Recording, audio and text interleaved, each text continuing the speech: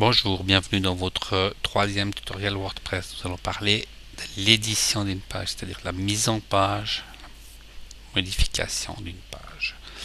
Je viens donc sous page, je vais visualiser les pages qui existent, accueil. Je peux soit modifier accueil, soit en créer une nouvelle page. Je vais créer une nouvelle page simplement en faisant ajouter.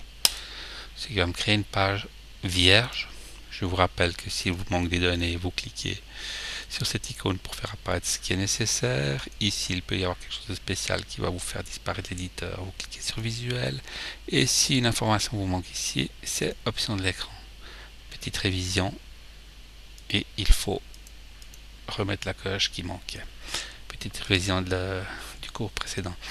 Donc, tutoriel. Commencez par donner un titre tutoriel WordPress pour ce qui me concerne.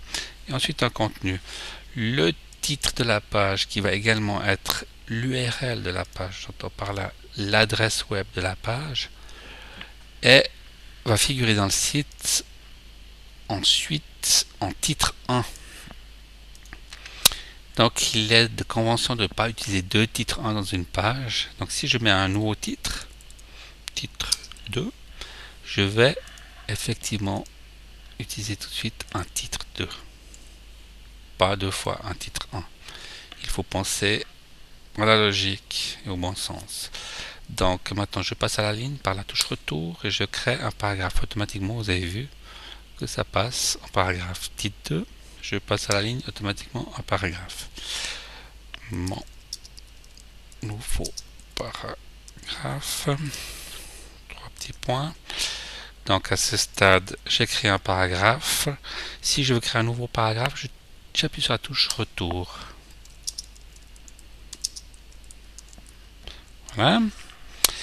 Et notez que si j'appuie sur la touche retour tout en maintenant la touche majuscule appuyée, je fais simplement un passage à la ligne dans le même paragraphe. Il est important de le savoir.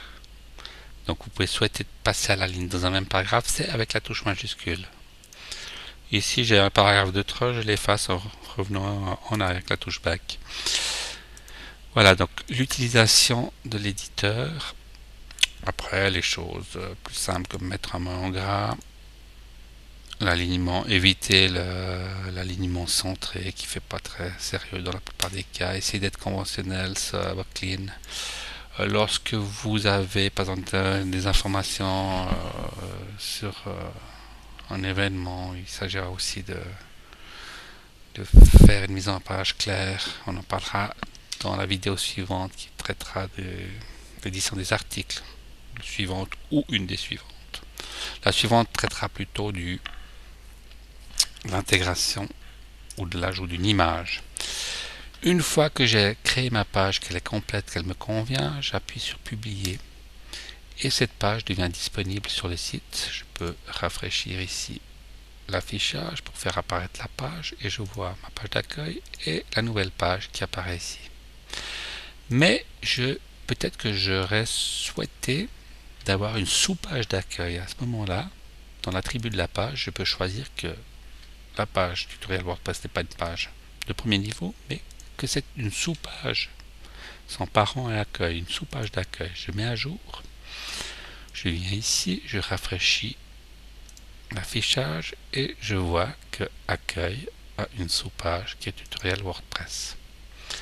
Il est important de bien organiser son site, c'est d'éviter de faire des multiples sous-pages, etc. Donc soyez logique et que la navigation de votre site soit simple et logique afin que le visiteur s'y retrouve. Ici j'ai rétabli l'ordre des choses et nous avons donc notre page qui n'est plus une page, une sous-page d'accueil. Donc ici on a une adresse. Si je viens sur tutoriel WordPress, on voit www.itsy.ch tutoriel WordPress. Ce mot est important pour le référencement. Si il arrive parfois qu'on oublie de mettre un titre au départ et qu'on publie la page, à ce moment-là on va avoir un numéro ici, ce qui est pas du tout bon pour le référencement. Donc vous pouvez simplement copier votre titre, clic droit, copier, venir modifier ce chiffre, le sélectionner, l'effacer et coller le titre que vous aviez mis. WordPress se charge d'enlever les majuscules, les accents, etc. et de faire une URL propre. Vous pouvez également choisir de mettre autre chose. Une fois que vous l'avez mise et que votre site est référencé, il faut savoir que si vous changez cette URL-là, cette adresse, le référencement sur Google ne sera plus bon et vous arriverez sur une page 404, comme si je fais ici une page existante qui va vous mener sur une page rien trouvé. C'est pas dramatique parce que le visiteur voit toujours le reste du site, mais c'est peu souhaitable. Donc une fois que vous avez choisi une page et que votre site est bien référencé, évitez de changer son URL. Voilà.